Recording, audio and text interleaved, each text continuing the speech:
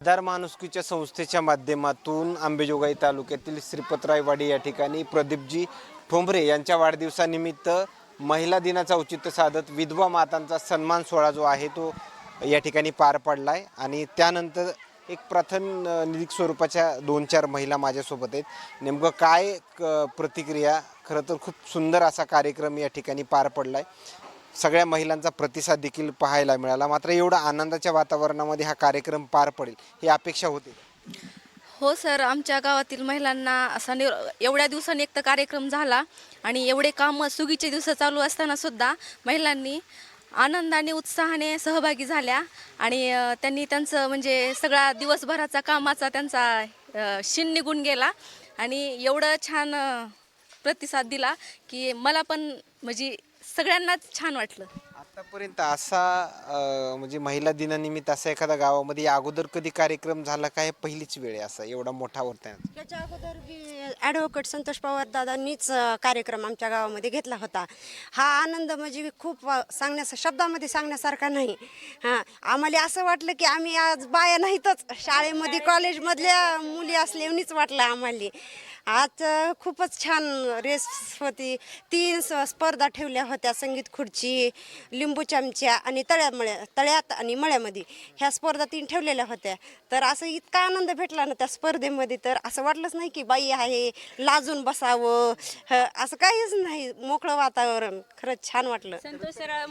ह्या गावातल्या महिला ज्या आहेत ते आधार माणुसकीच्या संस्थेला मोठ्या प्रमाणामध्ये मदत करतात, प्रत्येक कार्यक्रमामध्ये सहभाग घेतात। मात्र ही गोडी जी आहे या संस्थेसोबत कार्यक्रमामध्ये सहभागी होण्याची ही किती वर्षापासूनची? ही 2 वर्ष 3 वर्ष झाले ही आमची ही गोडी आहे। बरं, संतोष सरांनी ही कार्यक्रम घेतल्यामुळे आम्हाला खूप अभिनंदन वाटतंय त्यांचं, कारण की विधवा महिला कधीच बाहेर निघाली नव्हती। कधी त्यांनी असं त्यांनी अगोदर मान सन्मान दिला, त्यांनी बेडशीट वाटप केले, इत्यादी गोष्टी त्यांनी वाटप केल्या, काही गरजुली महिलांना त्यांनी मदत केली, अशा करून त्यांनी आमची खूप मदत केली गावामध्ये। खरं तर ज्या महिला सहभागी झालेत त्यांना देखील ब्लँकेट जे आहेत ते वाटप केले गेले। मात्र ही अचानक सरप्राईज होती त्यांच्यासाठी। हो, नक्कीच ही सरप्राईजच होती। आम्ही तर कुठल्याच ह्याच्यामध्ये भाग नाही घेतला पण लागलाच नाही। पण आम्ही म्हटलं की आम्हाला बक्षीस नाही आहे, पण आम्हाला एकदम अचानक बक्षीस दिलं आणि सरप्राईज तर भेटलंच आहे। आतापर्यंत बऱ्याच संस्था जे आहेत ते काम करतानाच आपण पाहतोय, मात्र या संस्थेचं काय वेगळं पण तुम्हाला पाहायला मिळतंय?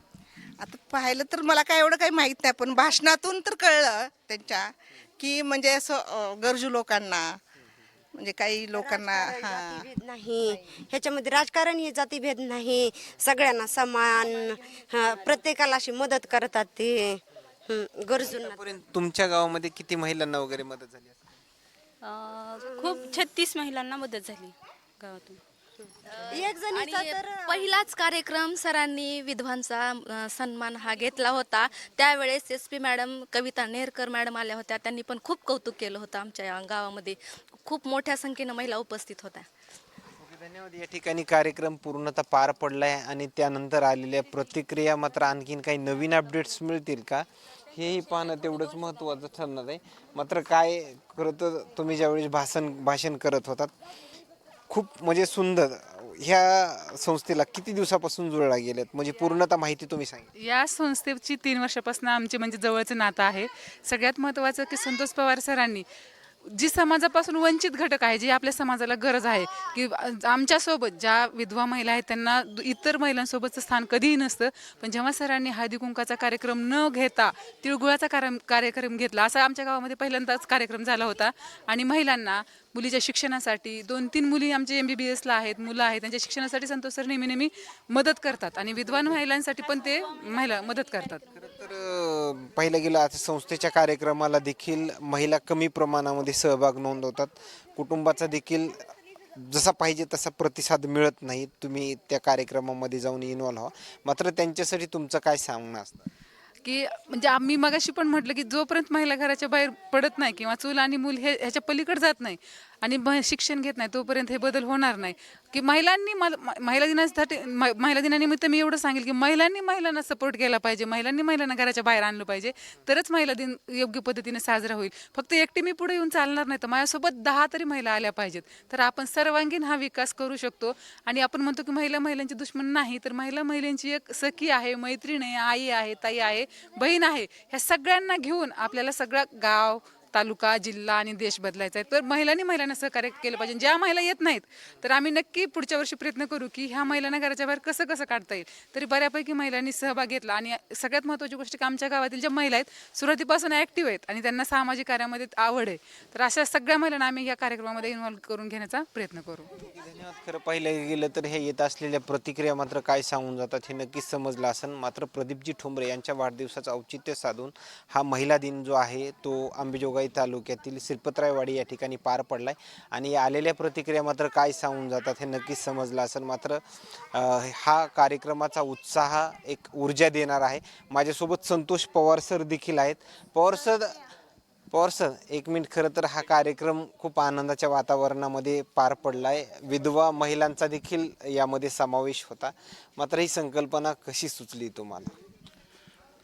एक 10 वर्षापासून कामाचा अनुभव असा येतोय की वेगवेगळ्या ठिकाणी जाताना वेगवेगळे दुःख पाहायला मिळतात, परंतु वारंवार लग्न कार्य असो किंवा सुखाचे जेवढे काही आनंदाचे कार्यक्रम असतात, अशा कार्यक्रमामध्ये आपल्या विशेषतः महाराष्ट्रामध्ये विधवा मातांना कुठंच सन्मान दिलेला आम्ही पाहिला नाही. लग्नाचं कार्य असो, साखरपुडा असो किंवा आणखीन गावातला हळदी कुंकू असो, असे विविध कार्यक्रम असतात, परंतु त्या महिला एका कोपऱ्यामध्ये बसलेल्या असतात. ह्याचा अनुभव मला आला. दत्तपूर म्हणून गाव आहे आपल्या अंबेजोगाई तालुक्यामध्ये. त्या गावामध्ये 2 आजी अशा कोपऱ्याला बसल्या होत्या आणि कार्यक्रम सुरू होता. मग त्या आजींना मी विचारलं की तुम्ही कार्यक्रमाला चला. नाही आम्ही तिथं आल्याला आवडत नाही लोकांना, असं त्यांनी म्हणल्या. आणि त्याच दिवशी मला वाटलं की ह्या महिलांना सन्मान खरं देण्याची खूप गरज आहे. आणि त्याच कार्यक्रमामध्ये आम्ही त्या 2 मातांना स्टेजवर बसवलं आणि तिथून आम्हाला समजलं की ह्या महिलांना समाजामध्ये न्याय मिळणं गरजेचं आहे. कुठलाही सामाजिक कार्यक्रम असो, कौटुंबिक असो, त्या दृष्टिकोनातून मागच्या 5 वर्षापासून ह्या श्रीपतरायवाडी गावामध्ये आम्ही वेगवेगळ्या माध्यमातून वेगवेगळ्या स्तरातल्या महिलांना सन्मान देण्याचा हा आमचा संकल्प सुरू आहे. आणि निश्चितच मी अभिमानानं सांगू शकतो की आजूबाजूला भरपूर गावं आहेत, परंतु सगळ्या गावामध्ये खूप फिरण्यात येतं, परंतु श्रीपतरायवाडी ह्या गावामध्ये कुठलाही राजकीय गटतट कार्यक्रमाच्या निमित्तानं पाहायला मिळत नाही. सर्व महिला एकत्र कुठल्याही सामाजिक आणि सांस्कृतिक कार्यक्रमामध्ये एकत्र येतात. ह्या गावाचं हे मोठेपण आहे. आणि खरंच हीच संस्कृती इतर गावामध्ये पण जोपासली जावी अशी आमची मनातून तीव्र इच्छा आहे. धन्यवाद. या ठिकाणी पाहिलं गेलं तर आधार माणुसकीच्या संस्थेचे सर्वेसर्वा यांच्या आलेल्या प्रतिक्रिया मात्र काय सांगून जातात हे नक्कीच समजलं असं. मात्र आणखीन काही नवीन अपडेट्स मिळतील का हेही पाहणं तेवढंच महत्त्वाचं ठरणार आहे. कॅमेरामॅन सोबत सूरज मीडिया, बीड, अंबेजोगाई.